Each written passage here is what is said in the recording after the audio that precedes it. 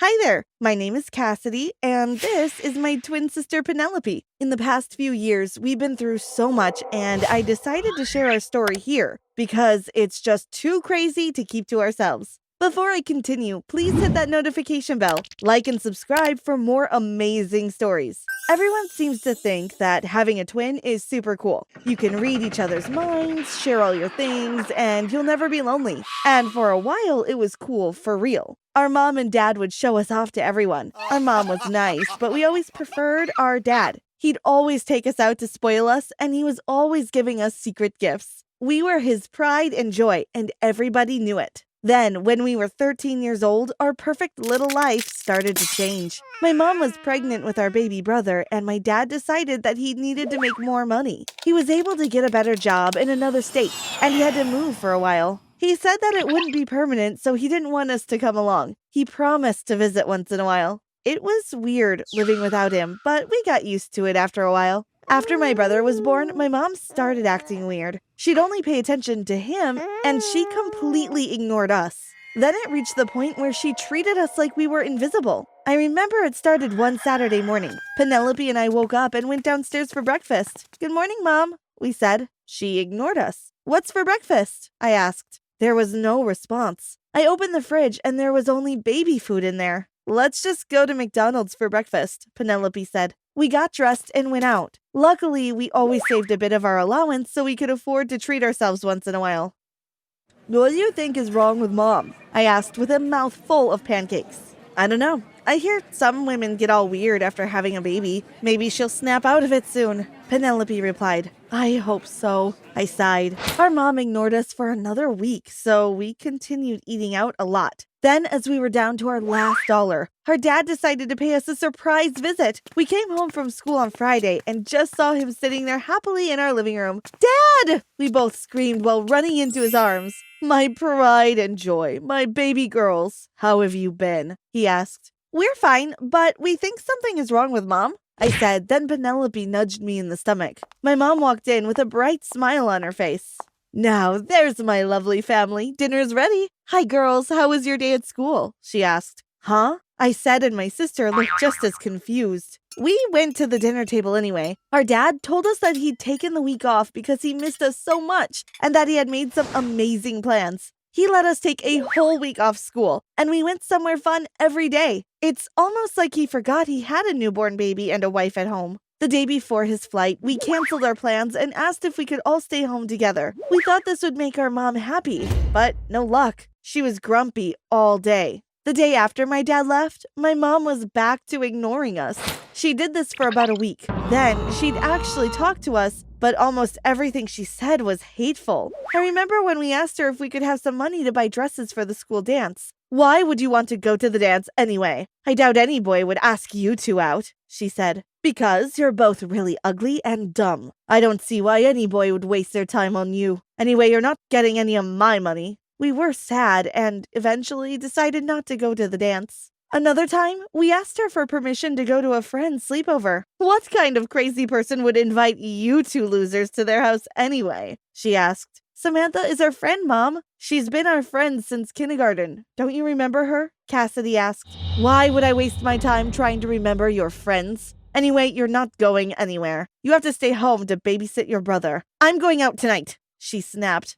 So we stayed home that night and had our own little sleepover with Jonathan. Cassidy and I were happy that we at least had each other and an adorable little brother. Still, we couldn't figure out what was wrong with our mom. It didn't seem like postpartum depression because she was very kind to Jonathan. She was quite happy too. She only became angry if she saw us or if we spoke to her. This continued for about 2 years. She'd treat us terribly and magically transform into the perfect mom whenever my dad came home. Every time he came, he noticed that we had no new clothes or shoes, so he'd take us shopping. He continued to treat us like we were his little princesses, and every time he left, my mom became angrier. Her hatefulness grew worse and worse. Instead of just saying hateful things, she started making our lives hell. Penelope, did you wake up in the middle of the night to cut your hair?" I asked as I gasped at my sister, who woke up looking like a boy. "What do you mean?" she said while rubbing her eyes. Then she looked at me and her mouth dropped. "Where's all your hair?" she asked. We ran to the mirror, looked at ourselves, and screamed. At that moment, Jonathan walked in. "Mommy throw hair in garbage. Now I have big brothers," he said, then smiled adorably. We were confused, but went straight to the trash can to check. And there it was. Her beautiful hair under some old banana peels. We cried, and when our mom came in laughing, we asked her why she had done it. "You spend too much money on hair products, and besides, your hair is ugly anyway. Just put on a hat and shut up," she said and walked away laughing. Our dad didn't come home for an entire year that year, and I think it was definitely the worst year of our lives. Our mother realized that she couldn't really break our spirits at home, so she tried to embarrass us instead. She did many horrible things, but the worst one was when she trashed our bedroom, took pictures, and came to our school and passed them out to our friends and classmates. She told everyone that we were dirty and never tidied up after ourselves. We became the laughingstock of the entire school. Our principal asked to speak to our mom that day because he didn't appreciate her doing that. While she was in his office, she told him that we were abusive daughters and she really didn't know what to do with us anymore. He called us in while she was there to scold us. "Your mother says you twins are unmanageable. I'm going to give her the name of a boot camp nearby, and if I don't hear about an improvement in your behavior soon, I'll arrange to have you sent there myself." The next week, my mother went back to him and told him we had stolen her money. We were off to boot camp that weekend. It was an awful place for the most horrible types of girls we had ever met. We all slept in one huge dormitory which smelled disgusting. I swear none of those girls had ever heard of a shower. We had to wake up at 4 in the morning to run laps around the field. Then we had a horrible breakfast of stale bread and old tea. After that, we were given ridiculous chores to complete. On our first day, Penelope and I were given toothbrushes and asked to clean all the toilets in the building. Then we did more running, push-ups, and all sorts of strange exercises, while huge women screamed at us. It was like receiving the worst sort of punishment for doing nothing wrong. We went home after a week, completely broken and exhausted. "I hope you learned your lesson," our mom said. "Why did you do that to us? What lesson did we have to learn? What have we done to you?" I asked. She smiled. We went straight to our room. "We need to call Dad to let him know what's going on. We have to find a way to get out of here," Penelope said. "Mom took our cell phones. How are we going to call him?" I asked. "Don't worry, Cassidy. I'll find a way," she replied. The next day was Monday, and we went to school as usual. Before our first class, Penelope pulled me into the bathroom and said, "Look, I got Mom's phone. Let's call Dad." "Wow, how'd you pull that off?" I gasped. Just as I grabbed the phone, I saw a text message from our Aunt Suzette, our mom's sister, who was never really fond of us. It read, "I think that's a drastic measure. Maybe you should reconsider." "What are they talking about?" I asked. "Let's find out," Penelope replied. We read through their text messages and suddenly it became very clear why our mother was being so mean to us. She told our aunt that she felt that our father paid more attention to us and that she was jealous. They laughed about how she sent us to boot camp and how she cut her hair. But the most horrifying thing we read was that our mother was considering poisoning us. We weren't sure if she meant it as a joke, but we did not want to take any chances. We ran straight to the principal's office to show him, thinking that he could help and get us removed from that house.